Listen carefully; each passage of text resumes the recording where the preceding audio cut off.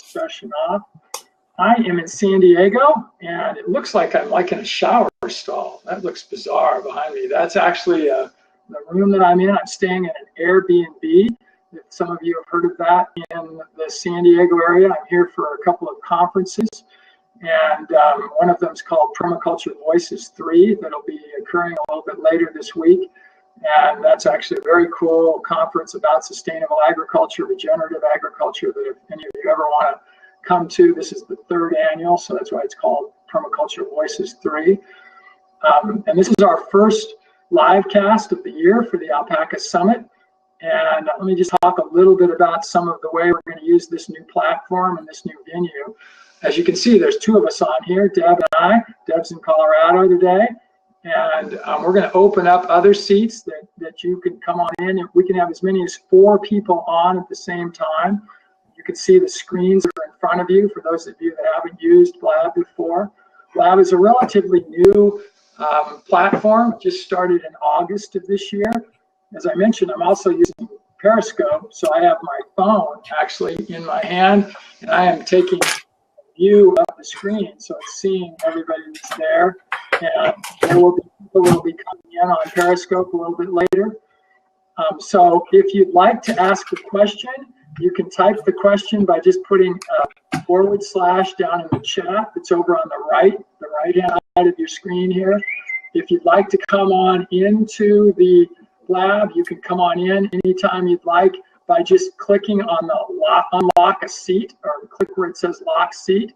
And I will actually have to add you if you were to do that. And I do want to have, and so Shauna's sending a test here. Awesome, Shauna.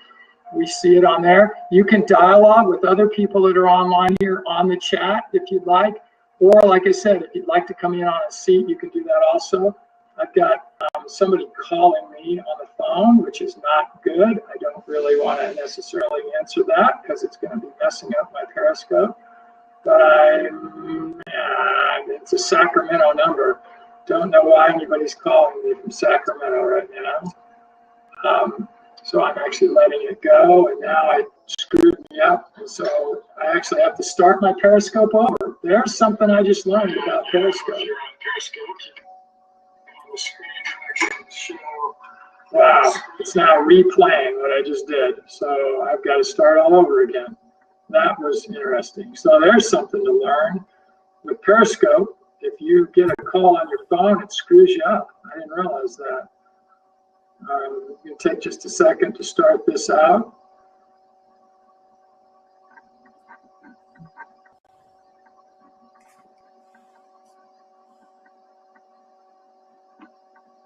There we go. Got Periscope running again.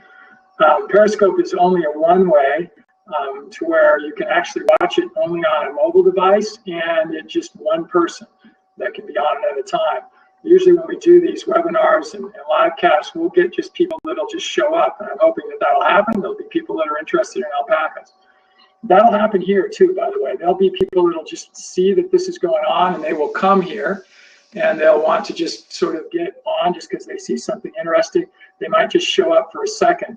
I'll give you one other thing to think about. Up here on top, you see a bunch of different pictures. Those are people that are on, and one of the things you should do is you should come in and follow people. And that way, if you want down the road, you can communicate with them. Interestingly, we've had as many as 62 different people that have been on here to this point. Some of them would have just come and literally just sort of left because they saw it was something that they weren't interested in. And over time, some more will come on and some more won't, and so on. So that's a little bit of how this works. You can actually tweet out to your following by clicking over on the left-hand side and click on the tweet. As you can see, I'm doing it right here now. I'm sending out a tweet. I'm actually going to stop it because I did send one out just a little bit earlier. You can actually send a post to your Facebook group, which you can see that I'm doing that right now. So I'm just sending out saying, we are live. Usually, we have some people that help with this, and I would normally have Deb help do this, but I'm not knowing right now how to set her up as a host. Yeah, well, I've got one of my partners here. So Bob, what are you finding? What are you seeing there? Yes, you click on the avatar. and then hover over the avatar and click on the image. Okay, so I'm hovering.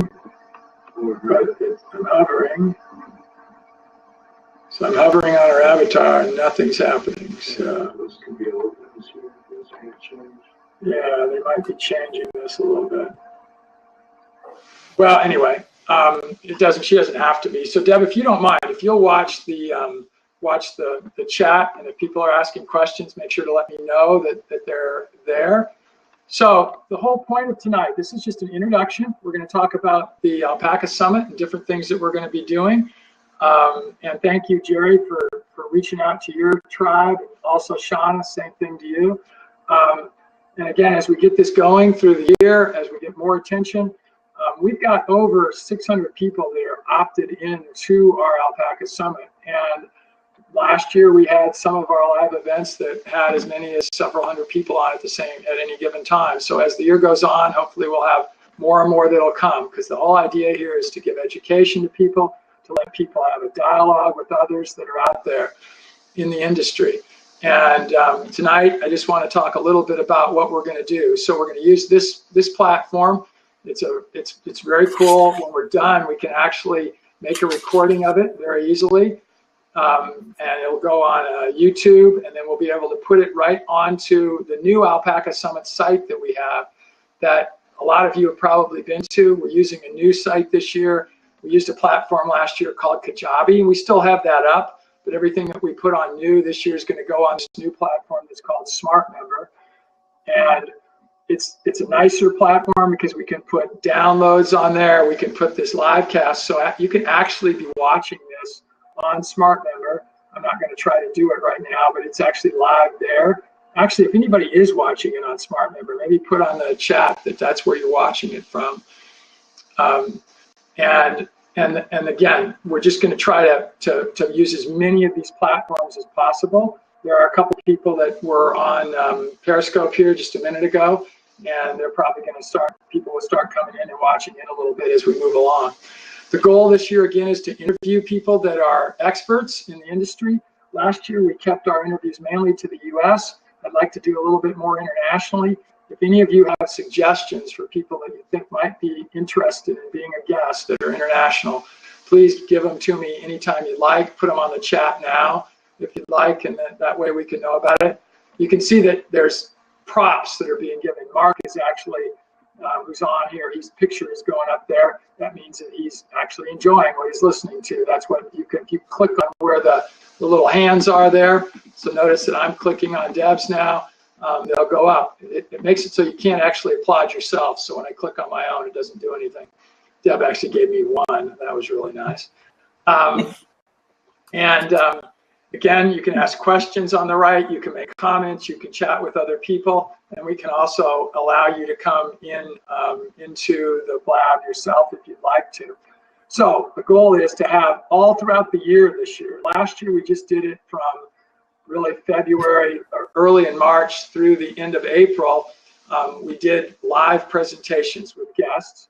This year, we're going to spread it out throughout the entire year, and we're going to do live presentations when we have guests that are interested in coming on, excuse me, that have good things to talk about, and we'll bring them on when it's convenient. We're not going to have exactly the same time each week as we did last time. Instead, we're going to have them throughout the time whenever it makes sense to have something. We might be doing some of these on the weekends. We might do some in the morning. We're also going to be live from various events, and this is so much easier to film. So I'm using my laptop right now with a webcam that's on it. That's all you really need to have. We actually have some better cameras that we can use. I could actually use a camera that I can use to project out away from the screen, which is what we did at Futurity last year. That worked really well. Hopefully we'll get a setup at Futurity this year that's similar in terms of location so that we can do the same kind of filming there.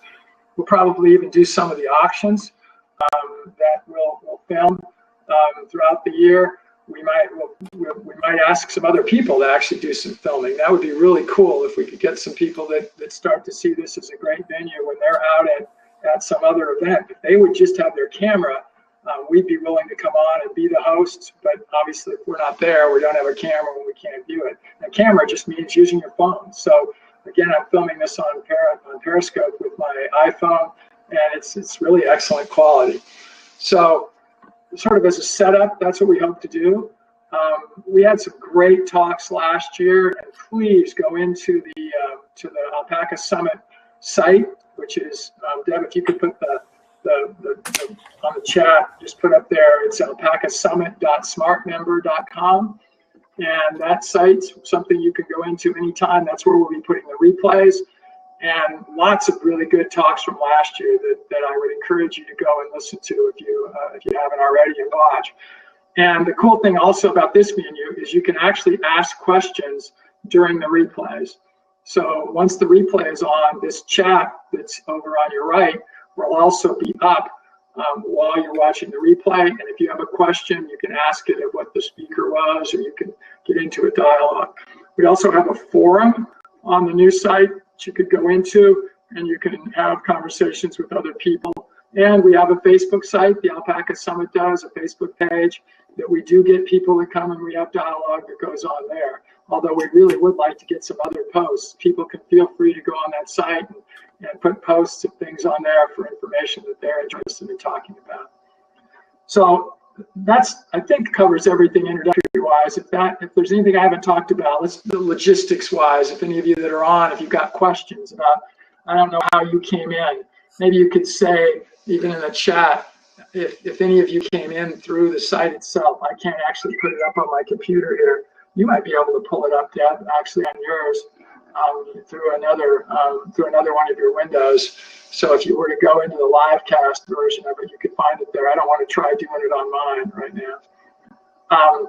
And then again, we are going to actually have a phone number. I put it on the last email that I sent, and you could actually call in onto that number.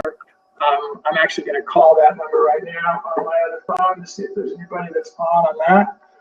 And again, if you got some questions about how to use this process, put it up in the questions. If you figured it out, that's great. We don't need to worry about it. And I'm going to call into my other phone here to that number that I gave out to see if anybody's on that line.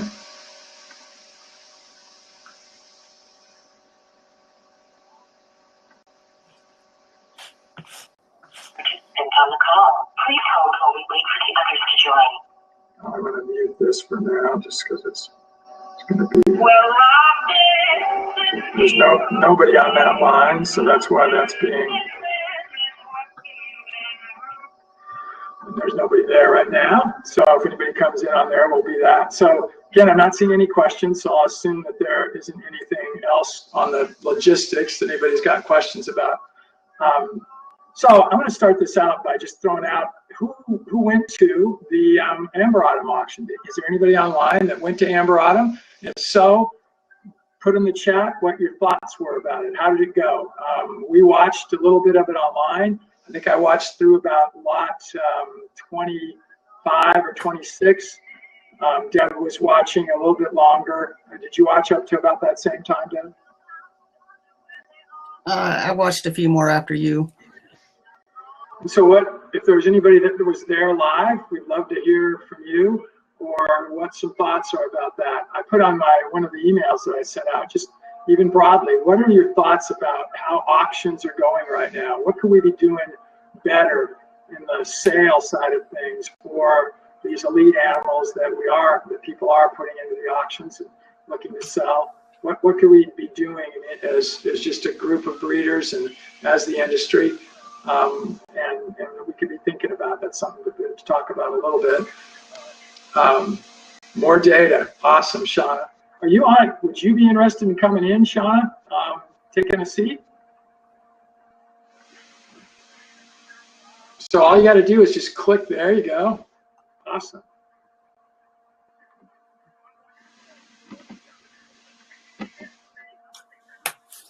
So I'm clicking accept, and you'll be on in just a second.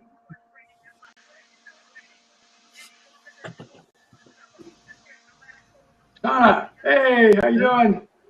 Hello there. You're there. You're there. All right. Very cool. So you put in more EPDs and more data and skin biopsies. That's obviously important. You guys you're going to nationals, aren't you? Yes, we'll be at nationals. We've, I think, well, probably I've done a lot of work on the EPD program, so that's something that I'm very passionate about and like to see people make use of.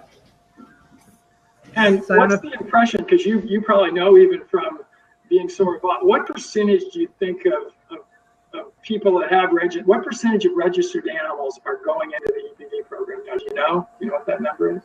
Well, there's I think in the calculation that was done last fall, there's over 45,000 animals that have EPDs calculated, and these are mostly from very active breeders. So it's the current breeding stock. Now, not everybody makes their data or their EPD results public on the AOA website. Another thing that I'm passionate about, encouraging people to make their data public.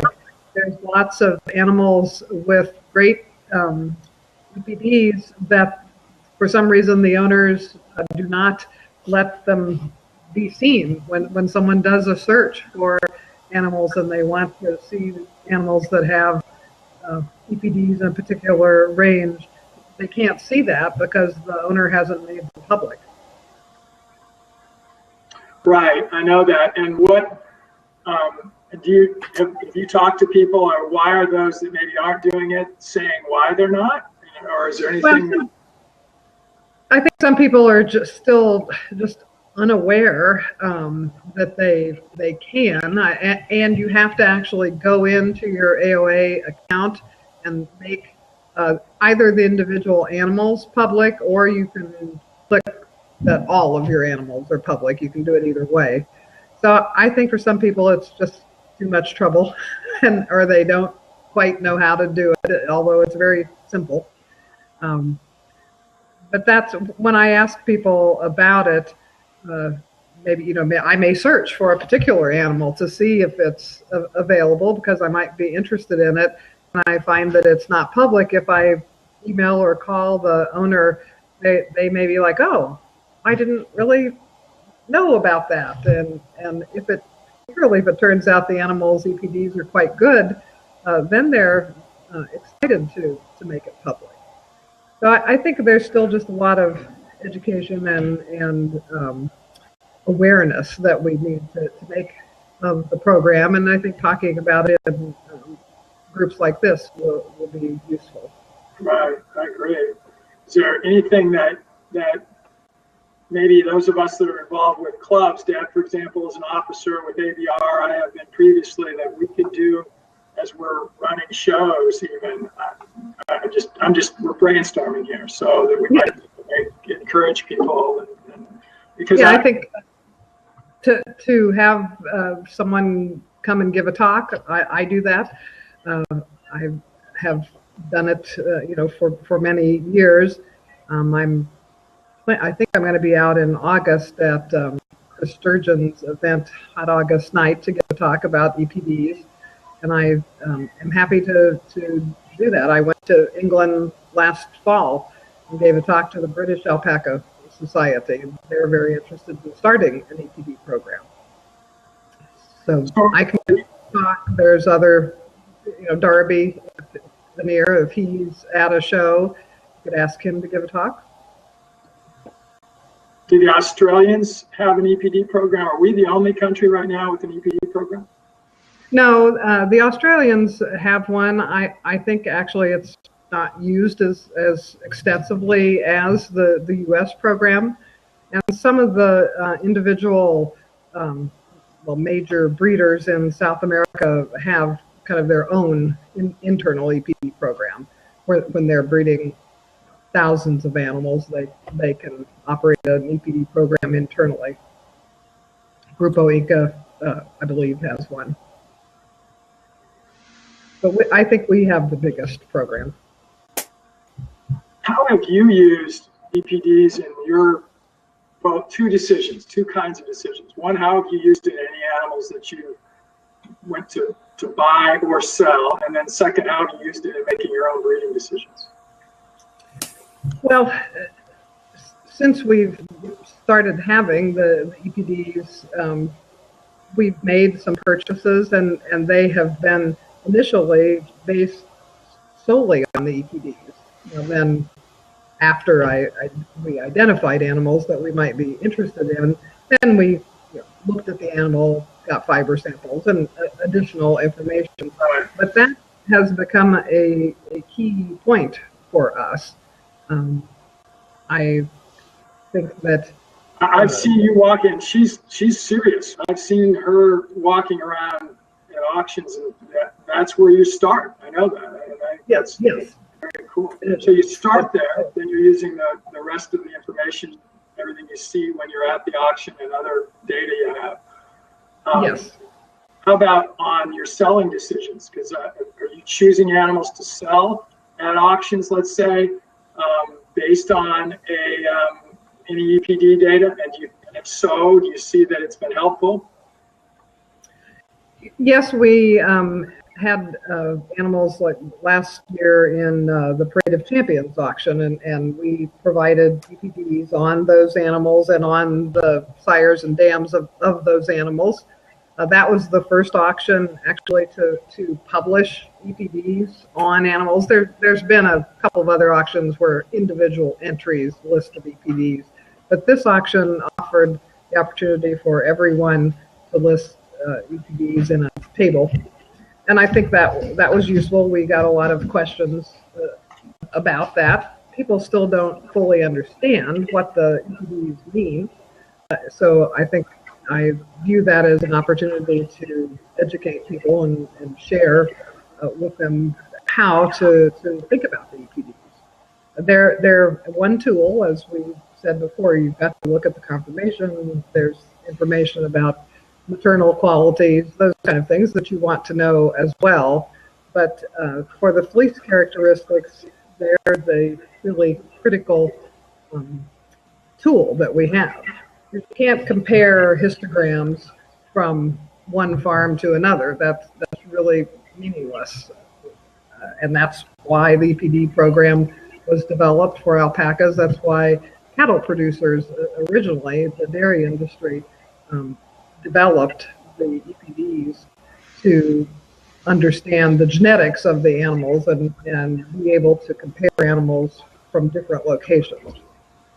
So I go to a number of cattle auctions, and I was at two of them at the National Western Stock Show that just finished, including the National Hereford auction. So they had their national show there this year, and almost exclusively cattle buyers used EPDs to make their decisions. Really, they're that accurate and they're that good. And there are people on the phone and people on the internet that, frankly, are totally using their EPDs for their buying decisions. Yes.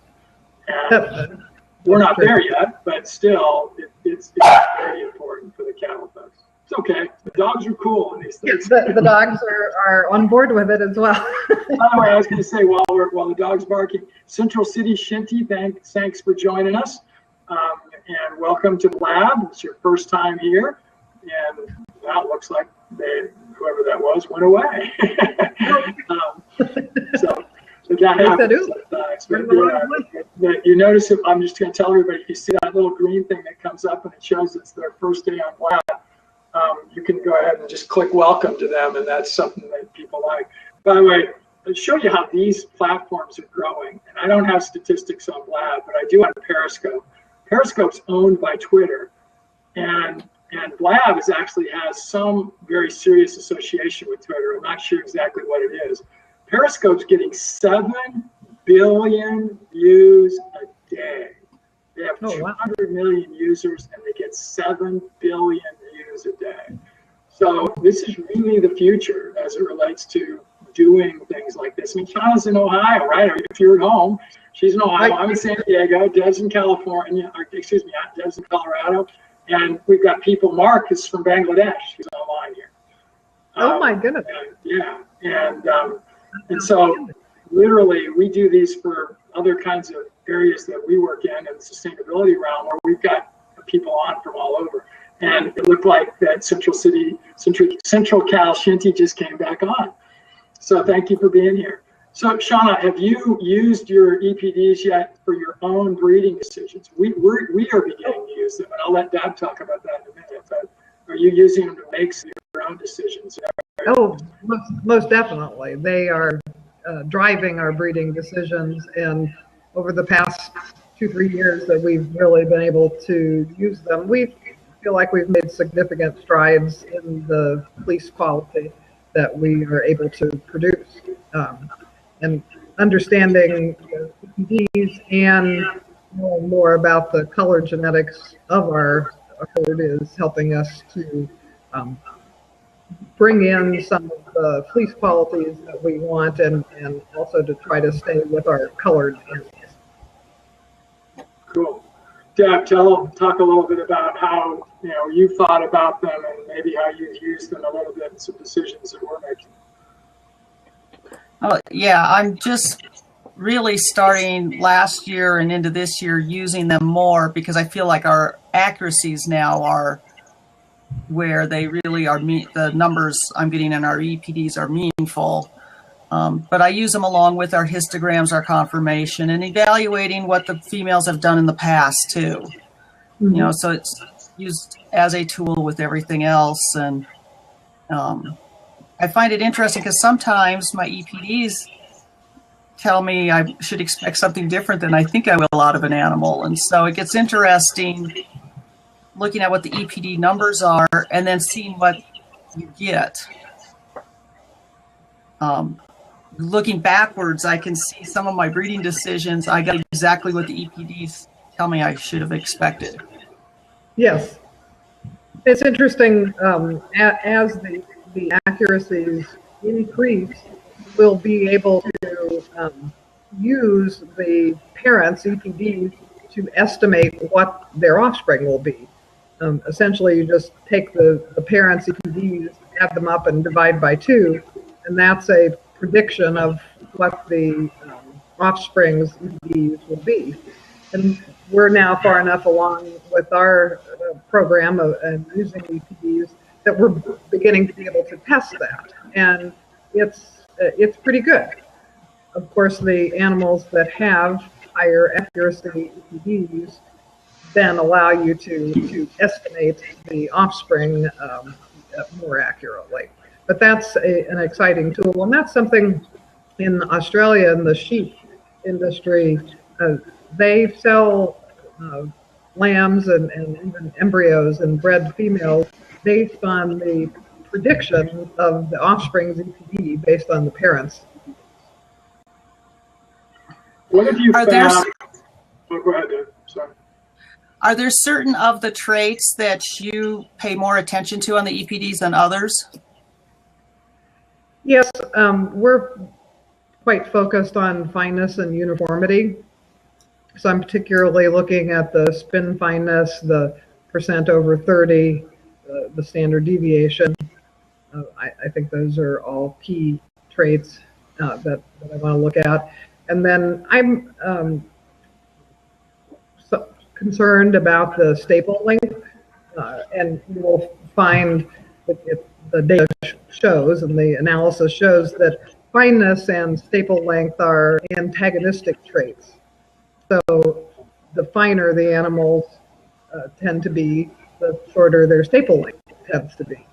So when you find animals that have good EPDs for fineness and uniformity and positive EPDs for staple length, that's a curve bender, it's called in the genetic trait programs.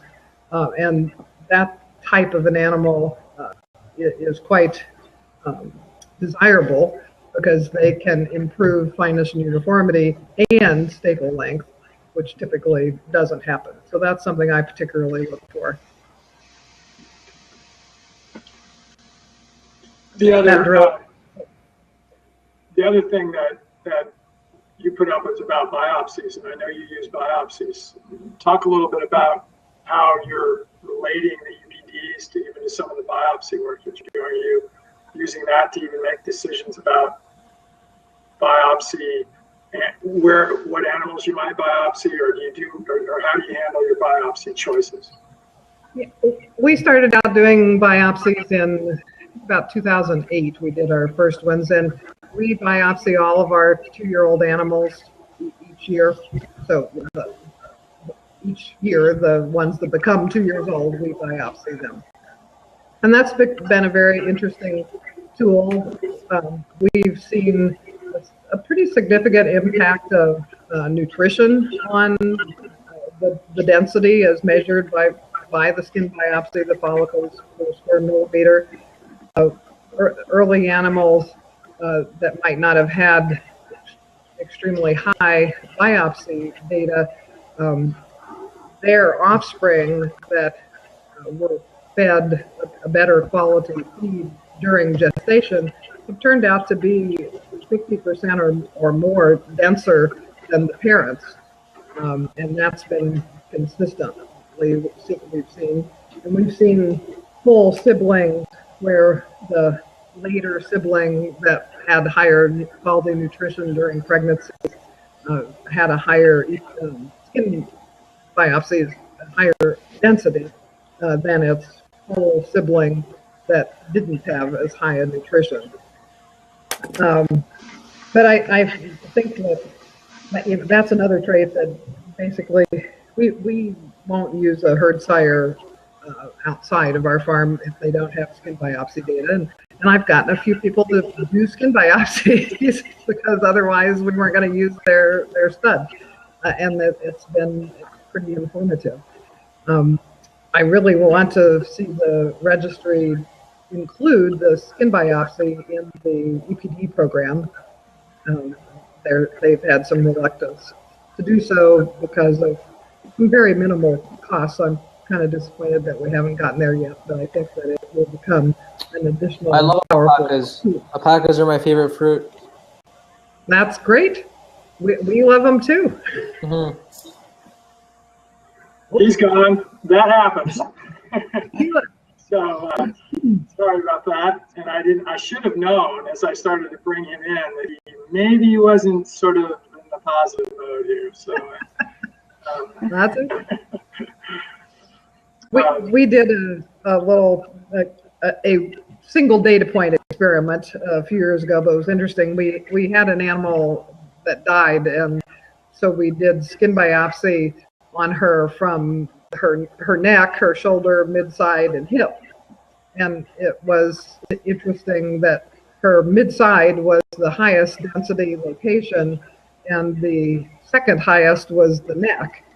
The shoulder and hip were about the same. But what was really interesting is that in all 4 locations, the ratio of secondary fibers to primary fibers was exactly the same. Now that is just that one animal that we've done that on.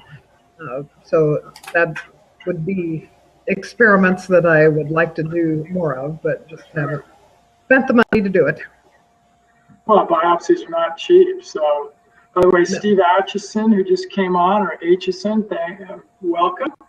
And again, this is our Alpaca lab. And we've got Shauna on that we're talking just about a whole bunch of different things with. And hi, Steve. He's saying hi to everybody. And again, anyone else that would like to come on who's not trying to be a spammer would be welcome to come. I see Sarah out there. I'd love to have Sarah take a seat if she was at all interested, because I know she'd have some thoughts on some of these topics. I don't want to push people, though, because sometimes people aren't comfortable getting on camera and so on. Shauna, on the biopsies, I know that there's a couple different groups that do biopsies. And is there any reason that a person should worry about one versus the other? And maybe there's even more than two. I do know, and I'm not going to name names at all. It doesn't. Yeah. Is there any reason that something we should be thinking about as we think about biopsy? Well, we have only used one person, just for personal preference reasons. The two different people, it started out with a apparently some different methodologies that led to maybe some different results. A couple, I know at least one person sent skin biopsies to both people that were doing it, and they got a little bit different results. That seems to have changed. And for an individual farm, excuse me, they should pick someone that they're going to work with and stay with that person and that laboratory so that they have consistency within their own data. However, when hopefully we will get the skin biopsies into the EPD program at some point, and when we do, it should not matter which person or which laboratory does the analysis, because the differences would essentially be part of the environment that the EPD program takes out or takes account for. So it's okay that people use different vendors for that, but I would recommend that you choose one vendor and stay with that person. So we have an interesting question. Steve asked if any of us have any thoughts about the differences in nutrition during pregnancy and how it affected biopsies. Do you have any thoughts on that, about whether? Yeah, Steve, I think you weren't on. I just said some information we had gathered. We started doing biopsies about 2008, and we found that after we started using the fiber nutrients that Norm Evans developed, when we used those throughout pregnancy, we believe we saw higher densities. And the reason we think we saw higher densities is we bred from the same group of animals. We got offspring that were not exposed to the fiber nutrients, and then later we used the same base breeding animals, and they produced offspring then that had considerably higher densities, as much as 50% higher when their mothers had been on the fiber nutrient nutrition throughout their pregnancy.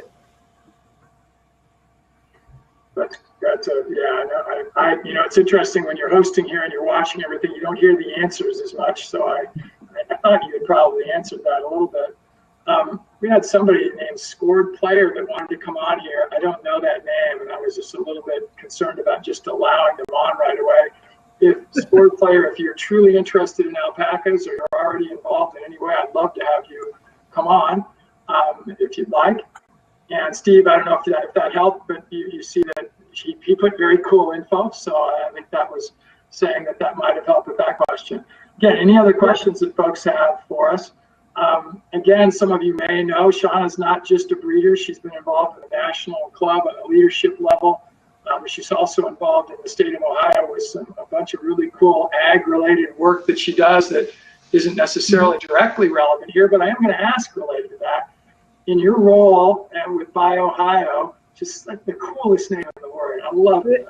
And you can only do it with Ohio because it's the only state that you can do it that way. But have you seen anything you've done in your role there that's been able to have some impact on alpacas in any way? I mean, I know that's not directly what the intent is, but well, I talked with some of our faculty at Ohio State. I'm part of Ohio State University and lead our innovation and entrepreneurship efforts with BioOhio. And I do try to pick their brains and see what kind of information we could gather from some of the dairy in particular research, but beef cattle as well. I tried to get a research project going with a faculty, and actually we got some funding for it. And I was going to look at the genetic differences between primary and secondary fibers to see if we could understand the difference in gene expression between the two types of fibers. Unfortunately, we just couldn't get enough follicles collected out of the skin to collect enough RNA to do the work, but it's still something that I would like to do. But I think, just from my work with entrepreneurs and sustainable ag-based efforts, and this is something that ties back to what you do, Wayne, that there's a lot more that our industry could do to I think, to tie our industry in with the broader agricultural community. There are a lot of farms that are looking to expand their capacity. They may produce locally grown vegetables. They may produce meat. There might be opportunities that we're not taking advantage of to introduce alpacas to some of these farms that are interested in sustainable practices and locally grown meat, fiber, and vegetables. I strongly believe that, by the way. And I'll throw out a little question to anybody that might want to answer, for you, Sean, or others. And again, this is probably, I'll call it rural legend, but I've had several different vegetable farmers, so market farm farmers who do it for a living, that have used alpaca manure as actually organic pesticide. They believe that deer, for example, will avoid, and deer is what they use specifically for, that deer will avoid coming into a garden area where there's an abundance of alpaca pellets, and they've actually put them on the perimeters. They believe that they've made a difference. Don't know whether there's any validity in that or why that would be the case, but it's something that they've done. I don't know. And again, I think that for especially small farmers that are looking to have a diversified farming situation, that alpacas could be an excellent choice to be added to the mix of what they have, to combine with a market farm, combine with hogs. Let's say they don't want to have something the size of cattle, to help them in a grazing situation for improving a grass and the pasture that they might have. If they're using a more Joel Salatin sort of approach, that alpacas could be an alternative to cattle that maybe they just don't want to have. They're not big enough on a 2 acres, 5 acres, something like that, where it might be difficult. So yeah, I totally agree that we could do a lot more as an industry in that way. And, not blaming anybody, we just haven't thought about it. We just haven't done much of it to this point. Yeah, I think there's more to do. We're finding that we get more and more interest in animals for those a little bit more alternative sorts of uses. Thinking about, people have used goats, for example, to clear weeds. Well, alpacas aren't going to do exactly like goats would do, but they will eat forbs more than, let's say, sheep would, or cattle would in some cases. And in our area where we've got a lot of terrain difference, they're a lot better choice than, let's say, a sheep might be. And they are browsers. I mean, they really will. We have a tree row in one of our pastures, and trees are very neatly trimmed at exactly the height that the alpacas can reach. Right. You couldn't have cut them that neatly. Yeah, and cattle won't do that. And horses won't do that typically. And obviously horses will greatly tear up places if they can. What are you doing, Deb? I'm running circles by the black lab. I thought you were black lab. We both have dog helpers here, huh, Deb? Well, we have a female that's coming into season, and she is, and she lives in the house with the black lab, and she's old enough that she doesn't spot anymore. She actually, look at this. Oh, she's got a big look at this. This is who was barking earlier. This is Allure. She's 6 months old yesterday. She's gorgeous. So what's the breed again? Tell us that again. Samoyed. Oh, okay. Samoyed. Got it. Okay.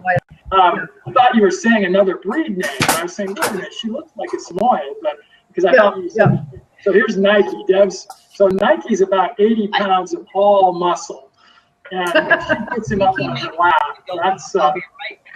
Yeah, you won't pick him up quite as easy as I picked you. It sounds like she has somebody knocking on her door, actually. But anyway, we have this female golden that's really close to coming in season. She doesn't bleed anymore. She doesn't spot.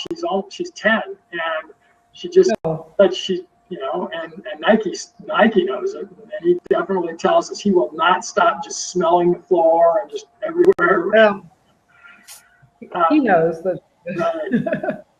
Let me throw out one other topic that's been something that we've found the last couple of years. I'm curious whether you've seen it, Shauna, or others. We're having lower birth rates, both birth weights, not rates, birth weights now, which is really, we're seeing smaller cria, and we have no explanation for it. We just have, and we're hearing it from several others out here in the West. And so I don't know whether it's a Colorado phenomena.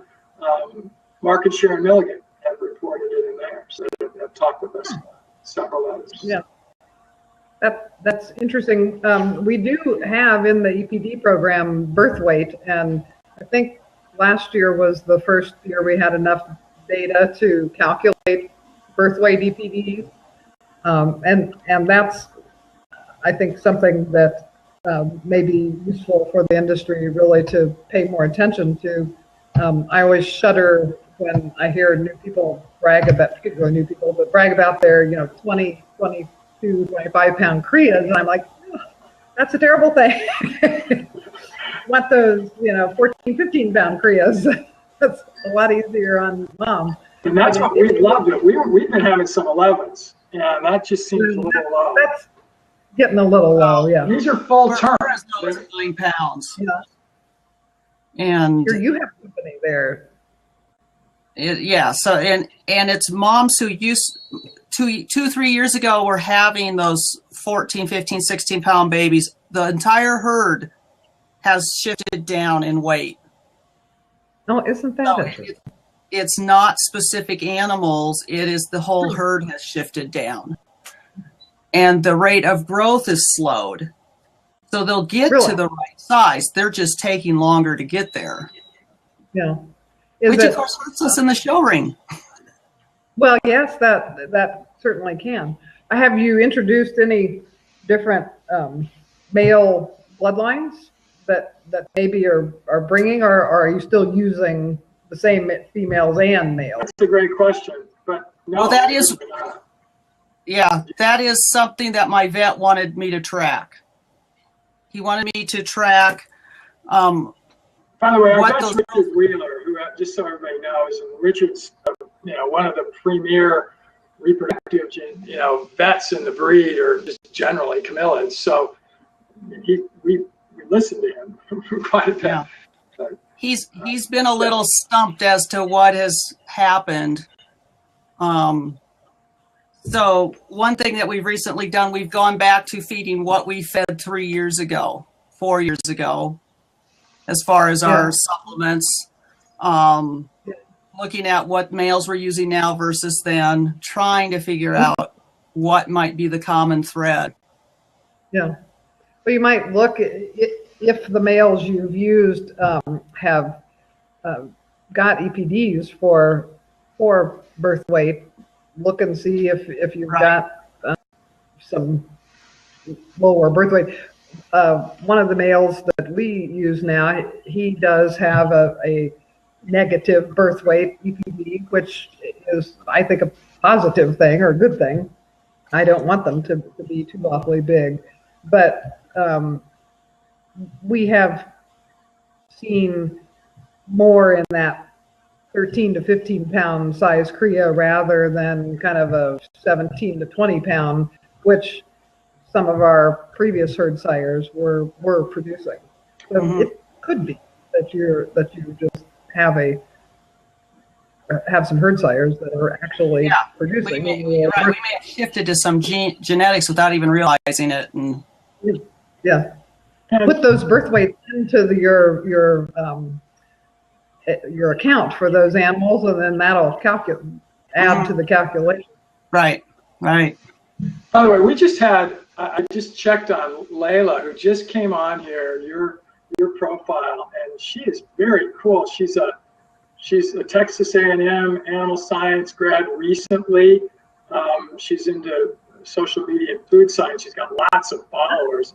I don't know whether you're into alpaca at all, Layla, but if not, it'd be cool for you to come on and tell us a little bit what your knowledge and about alpacas are. If you want to come onto a seat, you can. We're going to try to be really conscious of people's times, and we're coming up on an hour in about 5, 6, 7 minutes here. So we'll probably jump off about 5, 10 minutes or so. But I was just curious, Layla, if you wanted to come in, we'd love to hear about somebody that is new to how she is. She's calling it very cool. I'd love to bring her on. I'm going to do that. I do have one other question regarding the fiber nutrition that the nutrients you're using during pregnancy. How early in the pregnancy do you start that? Is it the whole pregnancy? Is it the last 3 months? Is it? We use the fiber nutrients the whole pregnancy. The whole time. And then after birth, we continue it and use that for the weanling feed. We use the Missouri Ultimate. Mm-hmm. So we've got Layla on with us. Layla, welcome. How are you? Hello. Hi, I was super excited to see this blab. I have worked with alpacas a tiny bit. I actually volunteered at a equine hospital that also practiced on camelids. And I got to participate in a couple of surgeries and see a few crias and everything. So that was super awesome. Real quick, I'm going to answer a question Eldon asked.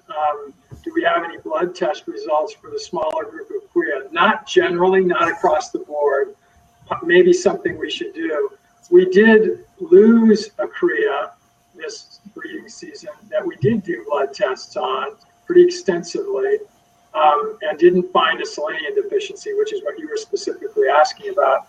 And selenium is an issue. I mean, and we're in an area where actually it should be the opposite. We should have potentially more than too much selenium in some instances. We shouldn't be in a deficiency area because of just the nature of our soils. And by the way, our animals live in sandstone. They live in places, I've been told by a number of people that have been in the Andes with them that we are a lot like that. We have very little topsoil on our paddock areas.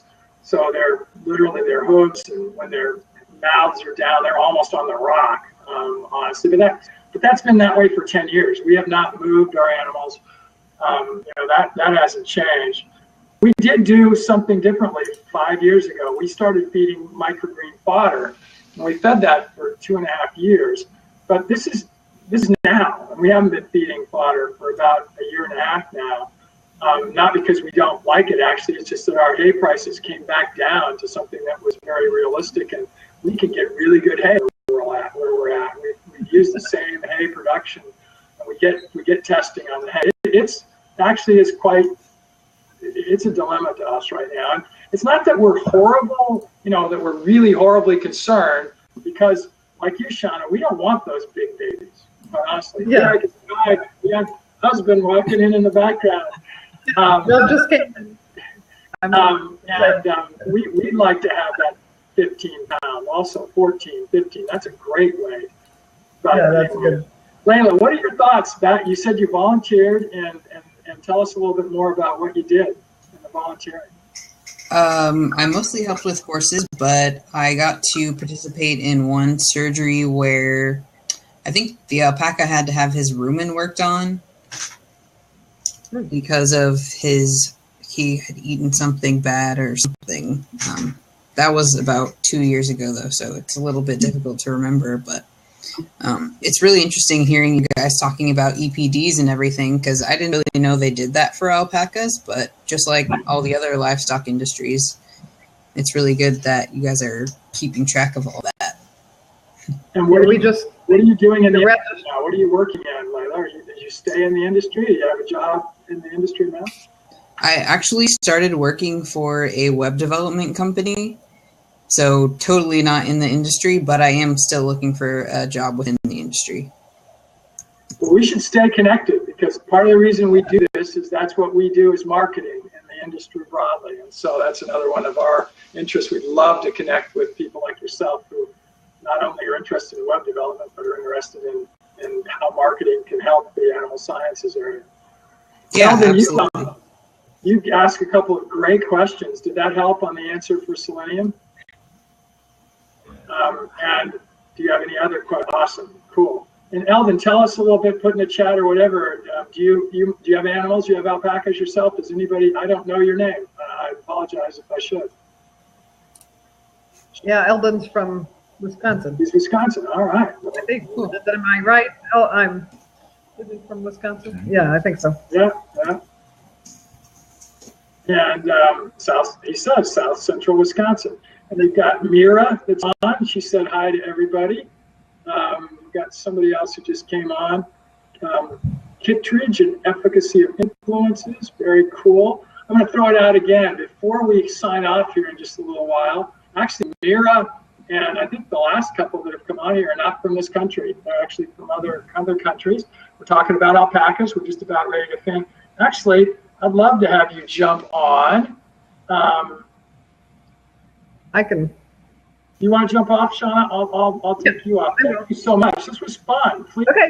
Please tell a bunch of your other Ohioans about this. And we won't be at Nationals, a little bit far away for us this year, but I'm going to actually try to get somebody to maybe bring a camera or whatever with them, a phone, and see if they can do a little filming for us. So if you're willing, or if you know anybody that would like to do that, we can actually set this up. So I'm opening up another seat here. Eldon, if you'd like to come in. Oh, he says not. He's leaving soon. Okay. So Layla, what have you found on Blab? Have you found any other? I have not found very many other commonly done labs that are really very useful in the areas that we're interested in. Have you found any? Nope. I sort of tried to start some of them, and it was just about food and agriculture in general, because obviously I'm sure you guys know as well that there's not a very high understanding of that among general public. So I actually started on Blab last July, I believe it was. So that's almost when it's brand new. I think it only started right about that time. So you were. Yeah, I believe it was April or May, but yeah, definitely. So yeah, I really haven't found a lot of labs about animal science or animals in general. I know there's another one called Garden Chat has been picked up recently, and there have been a couple of other just like one-off type labs that have come on about anything food related or livestock related. Well, we are right up at the top of the hour, and I do want to be respectful of everybody's time. I thank Layla for coming on really well. Layla, please stay in touch. I'm going to Absolutely. put, Deb, would you put my email address over there on the chat so we could just finish this? So you wouldn't mind, maybe just send me an email, Layla, because then we can connect. We do another series of labs on broadly just sustainable living, and specifically the farming side of things, not specific to alpacas. So awesome. If you'd be interested in even getting involved in helping us with that, it'd be fun. For sure. Well, thanks everybody. We've had as many as 100 people that came on during the time. I don't know who jumped on there and threw all those props at me. All of a sudden I looked up and there were 1,100. It might have been one of those guys that came on and spammed. I know Mark's out there. And Layla, I see that you left. It's been great having you on. Shauna, thank you so much. That was awesome having you with us. We will do this. We'll put a replay of this up. It'll actually be live on our site soon after the lab, and then we'll actually go in and edit it and make it, and we'll be out on YouTube, so we'll publish it there also. We'll probably be doing as many as 2 or 3 a week. We'll try to continue to send out emails about them, send out Twitter posts and so on, and Facebook. If you've got other friends and others that would like to be on, please come on with us. It's been great fun. We'll be with you again soon.